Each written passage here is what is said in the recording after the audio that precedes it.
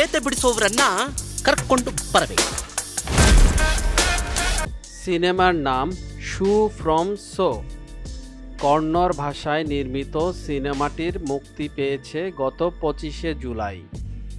Horror আর comedy মিশিয়ে নির্মিত সিনেমাটির মুক্তির পরেই ঝড় তুলেছে কর্ণাটকের প্রেক্ষাগৃহে।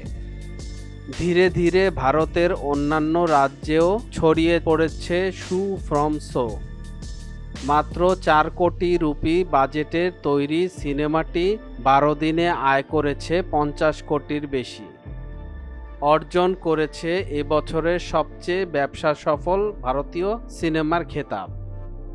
শু ফ্রম শো বানিয়েছেন জেপি থমিনাড। নির্মাতার প্রথম সিনেমা এটি। অশোকা নামের একটি চরিত্রেও অভিনয় করেছেন তিনি।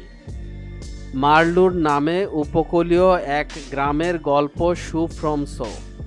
গ্রামের মানুষের প্রতিদিনকার জীবনযাপনের চিত্র কমেডির মোড়কে তুলে এনেছেন নির্মাতা।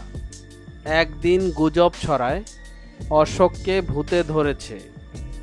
সুলোচনা নামে সেই ভূতের ভয়ে আতঙ্কে দিন কাটাতে থাকেন ও গ্রামের অধিবাসীরা। নির্মাতা জানিয়েছেন, বাস্তব জীবন থেকে অনুপ্রাণিত হয়ে শু ফ্রম শোর গল্প লিখেছেন তিনি। তিনি গ্রামেই বড় হয়েছেন।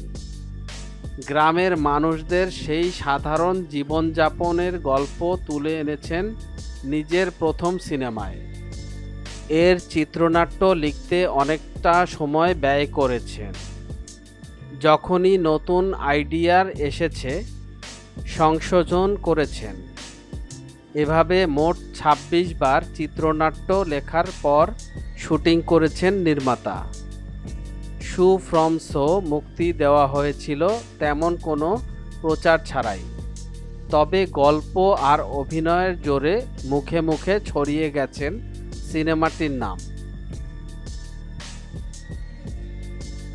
মিডিয়া জগতের এমন ইন্টারেস্টিং বিষয় জানার জন্য আমাদের এন্টারটেনমেন্ট আপডেটকে সাবস্ক্রাইব করুন এবং ভিডিওটি ভালো লাগলে শেয়ার করুন আপনার ফ্রেন্ডসের কাছে।